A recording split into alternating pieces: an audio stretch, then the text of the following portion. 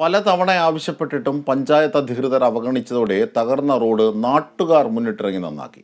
വർഷങ്ങളായി റീടാറിംഗ് ചെയ്യാത്തതിനാൽ രൂപപ്പെട്ട കുണ്ടും കുഴിയും മൂലം അപകടാവസ്ഥയിലായ തൃശൂർ ആലങ്ങോട് പീച്ചാമ്പള്ളി റോഡാണ് കയ്യിൽ നിന്നും പണം മുടക്കി നാട്ടുകാർ നന്നാക്കിയത്.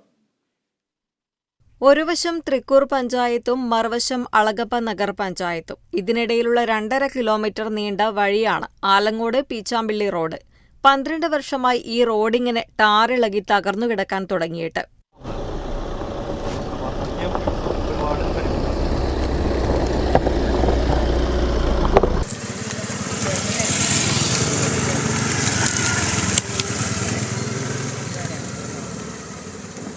പഞ്ചായത്തിനെ പലതവണ അപേക്ഷയുമായി നാട്ടുകാർ സമീപിച്ചു. റോഡ് നന്നാക്കാനുള്ള ഫണ്ടില്ലെന്നാണ് തൃക്കൂർ പഞ്ചായത്തിന്റെ മറുപടി.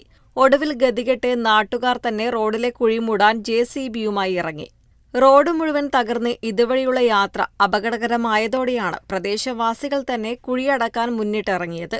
ഒരു ഓട്ടോറിക്ഷ പോലും ഓട്ടം വിളിച്ചാൽ വരാത്ത അവസ്ഥയായിരുന്നു ഇവിടെ. ആംബുലൻസ് വിളിച്ചാൽ പോലും വരണമെങ്കിൽ തന്നെ നമ്മുടെ ഇവിടുത്തെ ആംബുലൻസാണ്, ആള് എന്തായാലും വരും. പക്ഷെ എന്നിരുന്നാലും മറ്റുള്ള പുറത്തുനിന്നുള്ള ആംബുലൻസ് വന്നു കഴിഞ്ഞാൽ അവർ വരാൻ കൂട്ടാക്കില്ല. അത്രയ്ക്കൊരു അവസ്ഥയിലാണ്. ഞങ്ങളുടെ വോട്ട് വേണം, വോട്ടിന് വേണ്ടി മാത്രം പോരല്ലോ. അന്നേരം തൊഴുത് പിടിച്ച് വരും. പിന്നെ ഞങ്ങൾ അവരെ 16 പ്രാവശ്യം തൊഴുതാലും ഞങ്ങൾക്ക് വേണ്ടി അവരൊന്നും ചെയ്യുന്നില്ല. റോഡിൽ മണ്ണിട്ട് കുഴികളടച്ച് താൽക്കാലികമായ പരിഹാരമാണ് ഉണ്ടാക്കിയിരിക്കുന്നത്.